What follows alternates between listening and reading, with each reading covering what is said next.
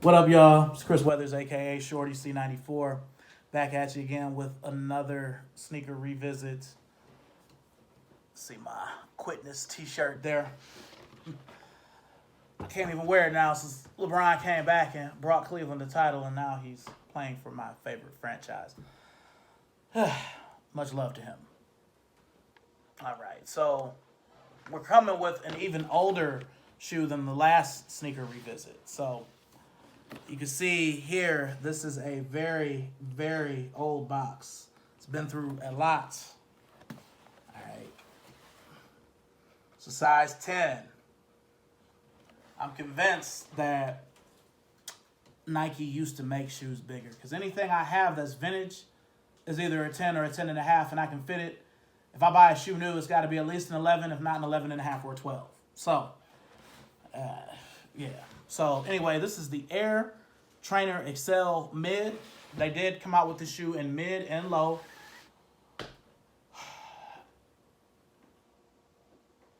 It was definitely one of the most popular shoes for back to school in 1993 when I was in 7th grade going to junior high school.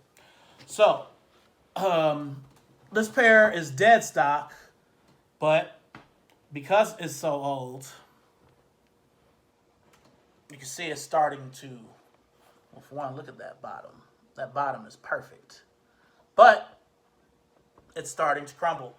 The other shoe is even worse. The other shoe is even worse. So, see that Nike Air again. Virgin bottom, never made it.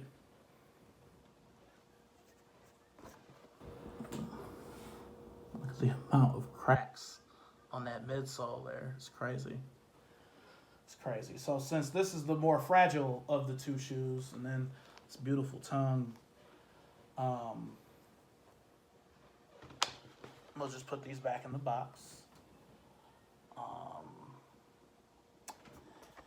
Yeah, so these were produced, according to the tag here, these were produced in basically from December of 92 until February of 93.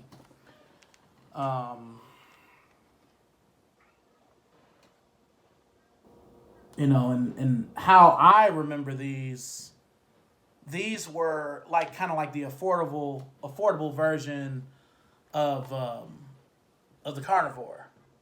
Now I have an OG pair of carnivores that are still wearable. There's a little bit of sole separation, but I generally just wear the 2010 retro. That shoe is the shoe I paid the most money for all time. I paid $300 for those back in 2006. They were like a holy grail, and I didn't foresee a retro in sight. Now you can get a pair of carnivores for $100 on eBay. So it's all good though. Wasn't really a popular shoe when it retroed, so I feel like a lot of times certain shoes when they come back, only real historian, sneakerhead types like myself buy them. So looking at this shoe, I really hate that it's crumbling. The fact that it's dead stock, but it's just such a pretty shoe and it's affordable. I mean, I really feel like, I don't know. I mean, if something like this came out at retail now, I'm not sure how well it would do, especially this specific shoe since it's not attached to an athlete. Since it's not attached to an athlete, I don't know. Trainers are kind of tricky because, I've talked about it before on this channel, the sneaker vortex. So basically, I call it the vortex. Nike will come out with a shoe like this. It'll come out, won't be popular, will go on sale, disappear, and just be gone like it never came out. Just gone. It's in the sneaker vortex. Trainers, more than runners or most basketball shoes, make it to the vortex first. Like, it's certain trainers that, like for instance, the Reggie White, the Air Max Pro Streak came out holiday '96. They only had two colors. They had white, gray, and black with a little bit of blue, and then they had a black and silver one. Now Nike retroed them in 2014.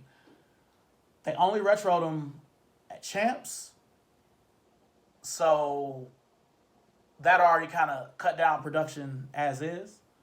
And I think they were only on champs.com. I don't even think they made it to Champs stores.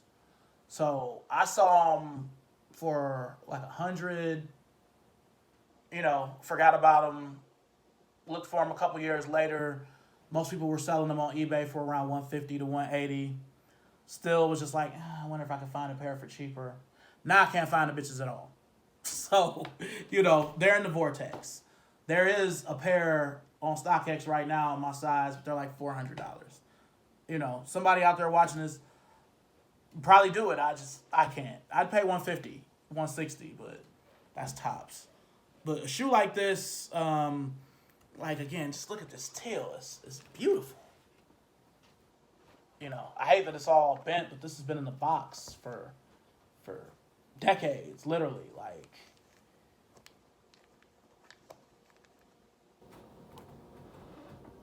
And then look at the insole. Still got the size 10. The insole is this is a virgin that's never gonna get worn. Unless I somehow find a midsole to sole swap it with, which could happen, but I don't know. This is why it's important, I guess, to wear your shoes. Look at that crack right there. Whew. Yeah, that one is rough. Yeah, this is making me sad just looking at this. Just how clean this shoe is. Yeah.